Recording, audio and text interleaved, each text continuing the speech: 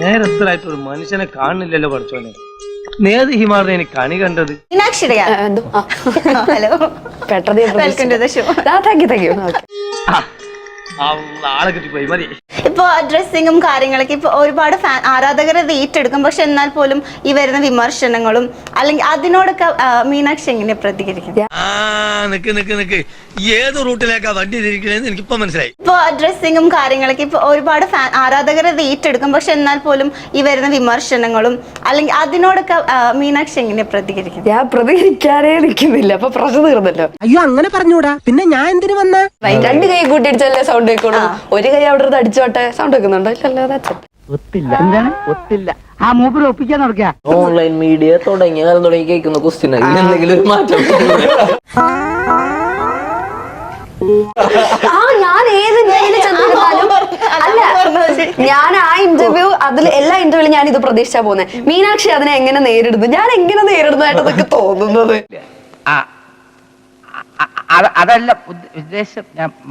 ഞാനൊരു കാര്യം പറയട്ടെ, നമ്മൾ ഒന്നാമത് ഈ ഒരു മീഡിയയിൽ നിൽക്കുമ്പം ഇതൊക്കെ ഫേസ് ചെയ്യാൻ റെഡി ആയിട്ട് വേണം വന്ന് നിൽക്കാൻ. നാട്ടുകാരൊക്കെ എല്ലാരും എന്നെ ഇഷ്ടപ്പെടണം, അല്ല ഞാൻ ചെയ്യുന്നതൊക്കെ ഇഷ്ടപ്പെടണം എന്നൊന്നും എനിക്ക് പറയാൻ പറ്റത്തില്ല. 100% ഞാൻ യോജിക്കുന്നു. നമുക്കതിലൊന്നും പ്രത്യേകിച്ച് ചെയ്യാൻ പറ്റില്ല. മിണ്ടായിരിക്കുന്ന വെച്ചാൽ വായോടച്ച് മിണ്ടായിരുന്നു നമ്മുടെ ഇഷ്ടത്തിനങ്ങ് ജീവിക്കാന്നുള്ളതേ ഉള്ളൂ. ഞാൻ അതാണ് ഇപ്പൊ ചെയ്യുന്നത്. അതുകൊണ്ട് സമാധാനത്തിൽ ഞാൻ മുമ്പോട്ട് പോകുന്നുണ്ട്. അത്രേ ഉള്ളൂ. പെണ്ണുങ്ങളായ ഇങ്ങനെ തന്നെ വേണം. ഉണക്കഥ പറയുക. ഞാൻ ഇന്റർവ്യൂ എടുക്കാൻ വന്നപ്പോ തന്നെ മസ്താനി ആയിരുന്നു ആങ്കർ എന്ന് പറഞ്ഞപ്പോ തന്നെ ഭയങ്കര ത്രില്ഡ് ആയിട്ടാണ് വരുന്നത്.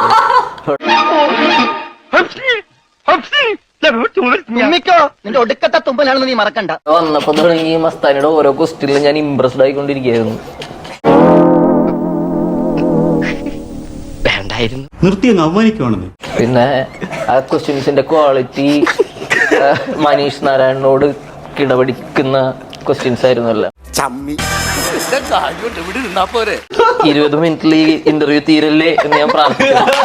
എന്റെ ജീവിതത്തിൽ ഞാൻ ഇങ്ങനെ ചമ്മിട്ടില്ല. എന്തോ അല്ല, എന്റെ അമ്മായി നമ്മുടെ മുമ്പിൽ ഒഴിച്ചു. എന്നെ തൊഴിൽ പോയില്ലേ? ഓക്കെ, അപ്പൊ എന്തായാലും എന്റെ കഴിഞ്ഞു. ഇപ്പോഴെങ്കിലും അങ്ങോട്ടേക്ക് കിട്ടിയ മുതലും പലിശ ചേർത്ത് കിട്ടി. ആരും കണ്ടില്ല. വാ, എല്ലാവർക്കും സന്തോഷമായല്ലോ. എനിക്ക് സന്തോഷമായി. എല്ലാവർക്കും പിരിഞ്ഞു പോവാം.